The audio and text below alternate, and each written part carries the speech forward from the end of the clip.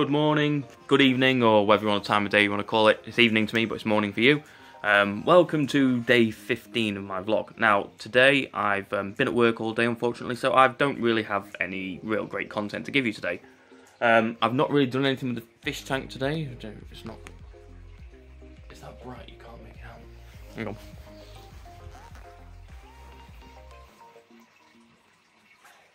So as you can see, I've not really done anything with the fish tank today.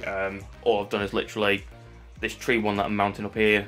All I've done is literally drilled a piece of stone, put a pilot hole through the middle of it, put a couple of stainless steel screws into the bottom of the piece of wood just to hold it down. That's pretty much all I've done. This other one still is trying to float away, even with a couple of rocks on it, so I'm going to tackle that one again tomorrow. Anyway, so that's that.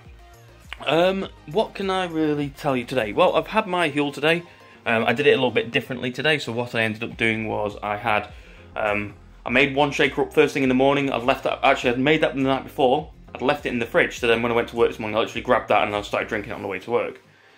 Which then meant that by about 1 o'clock, I was ready for my second one. But I was a bit busy at work, so that ended up being 2 o'clock. So 2 o'clock came, I had the second shaker, then left it till about 6 o'clock at work, and then I ended up having the third shaker at work.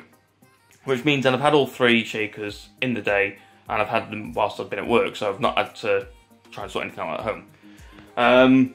I got woken up in the middle of the night. Now, to the people who may follow me on Twitter, Instagram, Facebook, whatever, I woke up in the middle of the night and I could hear this really strange noise. Now, the fish tank, when I first set it up, ages and ages ago, I ended up having a leak on the fish tank. Now, it wasn't the fish tank light, it wasn't the fish tank glass or the pipe work or anything like that.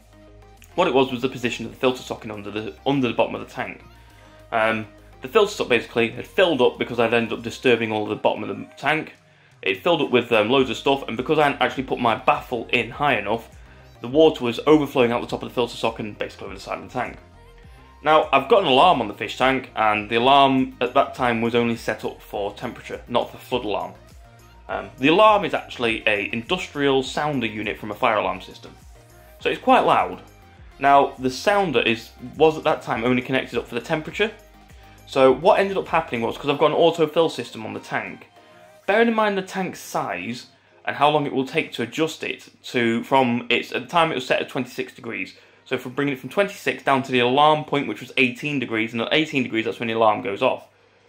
So that gives you some idea of how much water spilled out of the filter, down the back of the cabinet, and also was getting replaced by fresh water from the system, which was cold.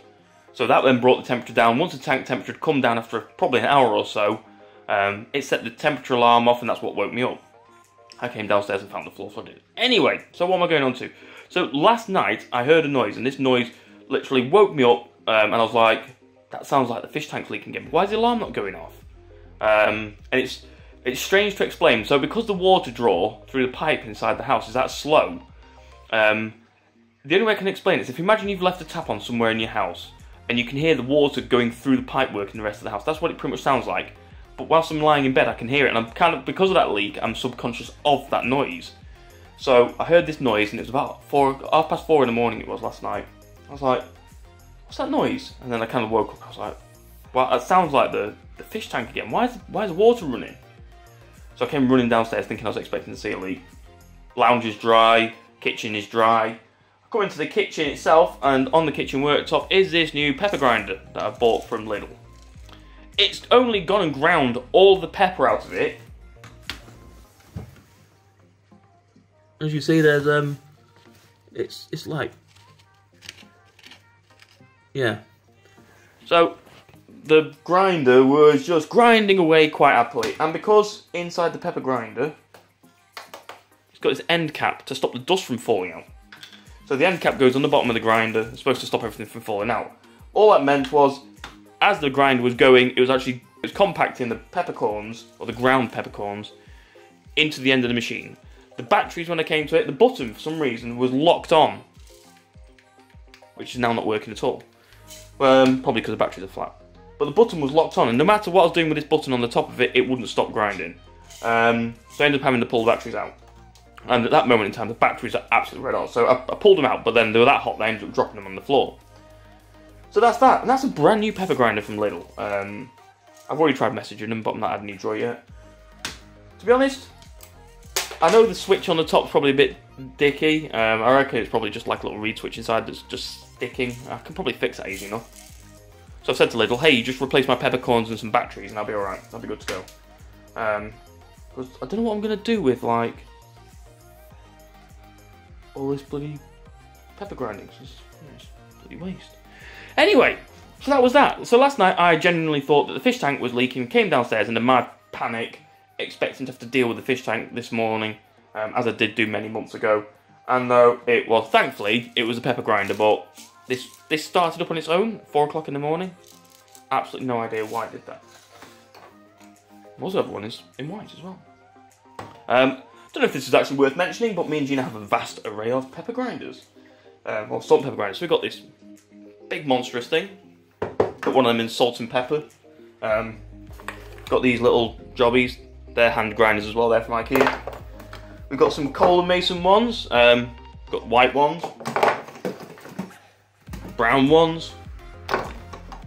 Got this little funky set. I can't remember where they came from. We ended up collecting them from all over the place.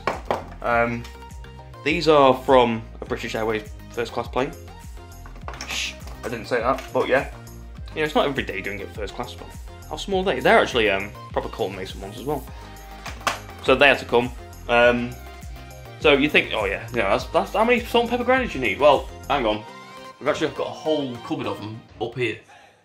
So we end up collecting these from wherever me and Gina go. So we end up, like, you know, if we go on holiday or something like that, we'll buy a new set or whatever and just go like that. So each one's got like its own little memory. This is Gina's favourite, it's the cat. I don't know why I'm telling you about this. I don't know if you really care, but yeah, that's one of Gina's favourites.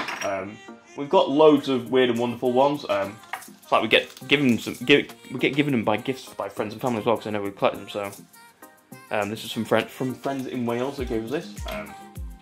Got loads of them. Said again, going back to the affinity for junk food.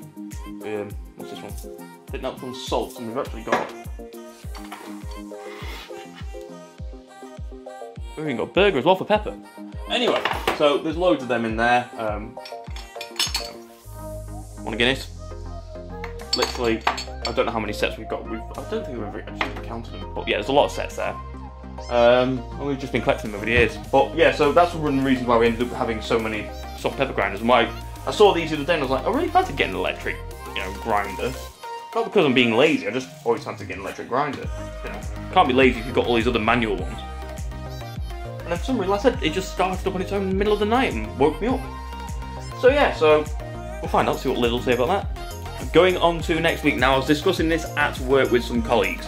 Now, next week, because I've been doing this Huel diet now I've been out for 1 or 2 runs, but not really been concentrating on going out for the runs. Now, I had a thought today, and after discussing it with some colleagues, it kind of made sense once I started thinking about it. If I'm going to try and prove that eating just Huel on its own, or Huel-based products like the cereal, and then the shakes and whatever else, if I'm going to try and prove that they actually can help you lose weight, then I need to do it without the exercise. And so far, okay, I've done 1 or 2 runs, but I can pretty much, from the level of exercise that's been involved with those runs, I can probably pretty much discontinue them from, well, I can probably remove them from the equation anyway. So what I'm going to do is for the last week, so next week's weigh-in, which will be next Sunday, but you'll see it Monday morning. So next week, you'll see the weigh-in, and then once I've done the weigh-in again, I'm planning on trying to be as active as possible for the whole, well, it's not a week, it's actually a week plus a few more days to make it up to the 30 days that I was doing Huel for. So for that entire last week, I'm going to see how much more weight I can lose if I'm really heavily focusing on being physically active. Now, I know I did say the whole thing all along I was going to try and do 100 press-ups. That's not really happening anywhere near at the moment. I'm trying to do the press-ups, but I'm nowhere near even at the level of trying to get 100 press-ups in within the 24-hour period. Not without doing myself some kind of serious injury. So I've just decided I'll just keep ticking over. But then going into next week, when I start, like I'm saying, when I'm going into trying to do a bit more training, so from next week onwards, I'm going to try and get out and try and do at least some kind of run every day or a cycle every day. I'm also going to be making sure that I'm throwing in as many press-ups as I can. So in each vlog, I'm going to tell you exactly how many press-ups I've done, how far I've run or how far I've cycled. I'm going to add that in extra each day I'm going on from there. Now, going forwards as well, so after day 30, now because of this week so far, from yesterday and today mainly, because I've now stopped, I've kind of like, my mouth stopped working. So, because of yesterday and today, so far, I feel like I've kind of got over that hurdle of getting past the hunger cravings, or the random food cravings. So with that, I think I can probably go a bit further with this. Now, one other thing I did notice, and I'd mentioned before, was like a reflux taste that I constantly got in my mouth, and that was like pretty much through the first half of the second week. Well, that's completely gone now. I'm not really getting that anymore. I do get random like burps every so often, but that's not, you know, as bad as the reflux. The reflux was quite a burning, strong taste in the back of your mouth. So I'm quite glad that that stopped. But because that's stopped now and my cravings have subsided for normal food, that I reckon that after this Huel now, after I've done my 30 days, I'm going to replace 2 meals every day with Huel going forwards. And then I'm going to continue vlogging it, but I probably won't be daily vlogging it, because to be honest, this involves, I know this seems like it doesn't really involve much time or effort or anything like that, but it really does. Even recording this video now, which is now getting up to 14 minutes long, I've then got to record this for 14 minutes. I'll then go upstairs, I'll edit it. The editing will probably take me twice as long as what the video does. By the time I rendered it and put it on, I mean, it's like 10:30 now. So by the time I finish for half an hour, I'm talking 11:30 before I go to bed. And that's every night so far. And it's things like, as well, the night before last night before. So when this pepper grinder woke me up, bear in mind that woke me up at 4:30. I was still doing my vlog at 1 o'clock in the morning. So I go to bed at 1 o'clock in the morning, get woken up at 4:30 by daft pepper grinder waking me up. Then I go and try and get some more sleep. Because I'm half not really asleep, I then end up waking up at 6 o'clock in the morning, ready to go to work, and then now I'm still vlogging now, and this is 10:30 at night. So I'm not really getting like a normal day for myself or for Gina. I'm not really spending time with Gina because I'm trying to do all this vlogging all the time. Now, as I said, the main idea of me doing all this vlogging was to get more practice at it, to try and get better at it, to improve my editing, so my editing speed comes down, or the time comes down and the speed goes up. Because before, whatever I was editing, it would take me, I could spend an entire night editing one video, and then I'd still not be happy with it anyway. Whereas now, I'm still not happy with my videos, to be fair, but that being said, I'm not as worried about the end product, because I feel like it's alright for what I had in the time frame. And sometimes as well, having the tight time frame, like now, with it being 10:30 at night, thinking to myself, I've got to make sure I get this out within the next hour. Stop waffling on, Andrew, stop talking to the camera. But I've got an hour now to make sure I've got this done, go straight to bed. But then you're thinking to yourself, well, I've only got 1 hour now to get all this sorted, get it uploaded onto YouTube, put all the tags onto YouTube, write the description out, you know, wait for it to finish uploading, and then wait for it to finish converting, and then once all that's done, then you can put your end screens on, and then, you know, with all the little bits and pieces you see at the end of the video, you have to wait until that's all uploaded to YouTube. And then once YouTube's uploaded, then YouTube's then got to convert it, and you just sat there waiting for it all to sort itself out. There's no quicker process for it. It'd be better if you could, like, upload your thumbnail and all the other bits and pieces at the same time, but you have to wait for your video to complete before you can upload your thumbnail. You have to wait for your video to complete before you can put the end screen annotations on.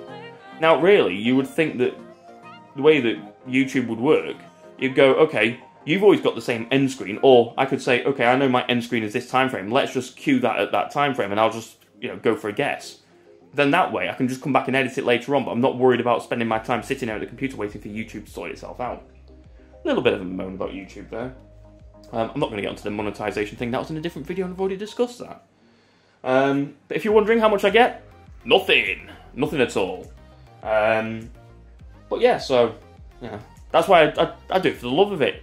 And I hope you kind of enjoy it. I enjoy doing it, and I'm feeling more confident each time I do it, and I'm hoping that kind of comes across on the camera that I seem a bit more confident. I'm not sure if it does, but I'm hoping it does. I still feel like I talk at 1,000 miles an hour all the time. And when I start thinking that I'm talking at 1,000 miles an hour, I try and either pull it down and make it a bit slower, so then I'm understanding and you're understanding what I'm trying to say.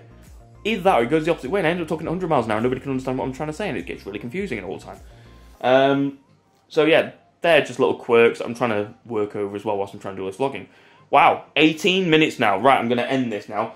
I want to also say a big hello to all my new subscribers. I've literally jumped from 81 subscribers to 87 subscribers today. So, hi, thanks very much for everyone for joining me. I'm really impressed with that. To be honest, I had this personal target of trying to aim for about 100 subscribers by summer. At this rate, it's going really well, so I'm really pleased with this, and you know, I'm well on track for this. So I'm really pleased you're all here. If you've not already, and I say this every video, but if you've not seen my other videos, please, honestly, go and check them out. There's some really good ones in there, or I think they're really good ones. There's some not so good ones that you can probably just, skip over. But please go and check them out, have a look at them. I really appreciate any feedback, honestly, for that video, for this video, for any of my videos. You know, it's all welcome. I don't care if it's bad feedback or good feedback. It's all feedback, and I can improve on it personally.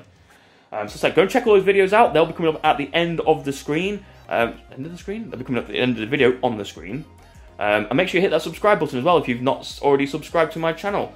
Give me a like, thumbs up, all of that. Make sure you... Yeah, I've kind of lost the plot what I'm going to say now. But yeah, you know the deal. Go and do it all. Give it a click, whatever else. And I shall see you all tomorrow. Thanks very much for checking out this video. See you later. Take care.